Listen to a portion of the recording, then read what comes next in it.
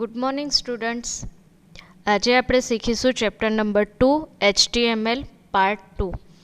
Last પાર્ટમાં આપણે શીખ્યા કે સ્ટાર્ટ ટેગ શું છે, એન્ડ ટેગ શું છે અને સ્ટાર્ટ ટેગ અને કન્ટેનર ટેગ એન્ડ ટેગ એ બેની જે જોડી બને એને આપણે કન્ટેનર ટેગ કહીશું.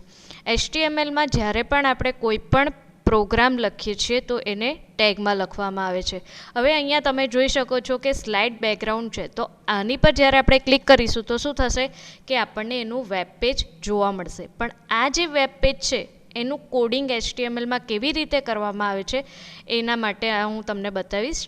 કે અહીંયા તમે જોઈ શકો છો કે જ્યારે આપણે એને ક્લિક કરીએ છીએ તો આ તમે અહીંયા જોઈ શકો છો કે જુદી જુદી જે ટેગ છે એ ટેગનો ઉપયોગ કરી અહીંયા એને HTMLના બેકગ્રાઉન્ડ બનાવવામાં આવ્યું છે. જુઓ તમે જોઈ શકો છો કે એની અંદર તમે કોઈ પણ ઇમેજીસ મૂકી શકો છો. અહીંયા ટ્રાયેંગલમાં તમે જોઈ શકો છો અહીંયા HTML છે, હેડ છે, બરાબર, બોડી છે.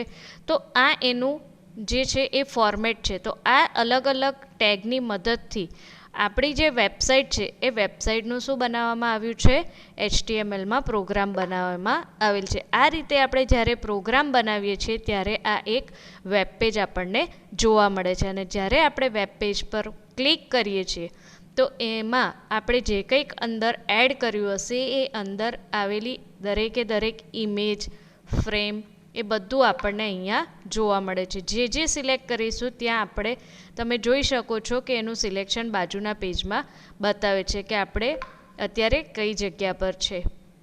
અહીંયા સ્ટાઇલ છે, મીડિયા છે, સ્ક્રિપ્ટ છે, આ અલગ અલગ પ્રકારના ટેગ છે. તો આ રીતે આપણે HTMLની મદદથી આ વેબસાઇટ બનાવી શકીએ છીએ.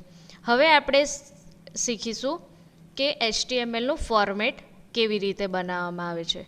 તો એના વિશે આપણે શીખીશું કે HTMLનું ફોર્મેટ કેવું હોય છે.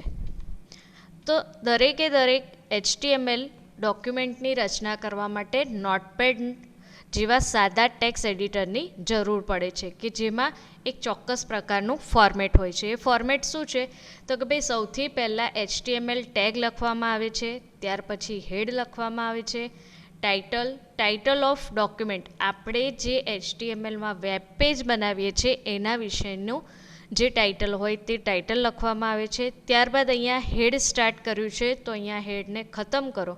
ત્યારબાદ બોડી ટેગ છે, એની અંદર કન્ટેન્ટ્સ ઓફ ધ ડોક્યુમેન્ટ છે કે બોડી ટેગની અંદર આપણે જે કંઈ વેબ પેજની માહિતી હોય, જે કંઈ સામગ્રી હોય, જેમ કે કોઈ ટેક્સ્ટ એડ કરવાનું હોય અથવા તો કોઈ ઇમેજીસ મૂકવાની હોય અથવા કોઈ ઓડિયો વોઇસ મૂકવાનો હોય તો એના જે કન્ટેન્ટ્સ છે એ બધા કન્ટેન્ટ્સ આપણે બોડી ટેગમાં લખવાના હોય છે. અને ત્યારબાદ બોડી ટેગને એન્ડ કરી લાસ્ટમાં /HTML થી આપણે આ જે એન્ડ ટેગ છે એ એન્ડ ટેગની મદદથી HTML ડોક્યુમેન્ટનો એન્ડ કરી શકીએ છીએ. હવે ત્યારબાદ જે HTMLના ડોક્યુમેન્ટની સંરચનામાં આપણે જે ટેગનો ઉપયોગ કર્યો એના વિશે શીખીશું કે HTML ડોક્યુમેન્ટ હંમેશા HTML થી શરૂ થાય અને /HTML થી પૂરો થાય છે. હેડ અને હેડની વચ્ચેના લખાણમાં પેજ શેના વિશે છે, લેખકનું નામ, વેબ પેજની રચના અને તારીખ વિશેની માહિતી હોય છે જે આપણે જોઈ શકતા નથી. ટાઇટલ અને /ટાઇટલ એટલે કે સ્ટાર્ટિંગ ટેગ અને એન્ડ ટેગની વચ્ચે લખાણમાં HTML ડોક્યુમેન્ટનું શીર્ષક એટલે કે ટાઇટલ આપવામાં આવે છે તે બ્રાઉઝર વિન્ડોના ટાઇટલ બાર પર દર્શાવી શકાય છે. ત્યારબાદ આપણે બોડી. તો બોડી શું છે તો કે ભાઈ HTML ડોક્યુમેન્ટની સામગ્રી ધરાવે છે જે બ્રાઉઝર દ્વારા તે દર્શાવી શકાય છે. જેવું અહીંયા તમે જોઈ શક્યા કે આપણે જે કંઈક અહીંયા જોઈએ છે કે અહીંયા બધું બોડીની અંદર અહીંયા તમે જોઈ શકો છો કે આ જે કન્ટેન્ટ્સ લખ્યા છે એ બધા કન્ટેન્ટ્સની મદદથી આપણે આ વેબસાઇટની જે કંઈક માહિતી છે એ માહિતીને આપણે જોઈ શકીએ છીએ.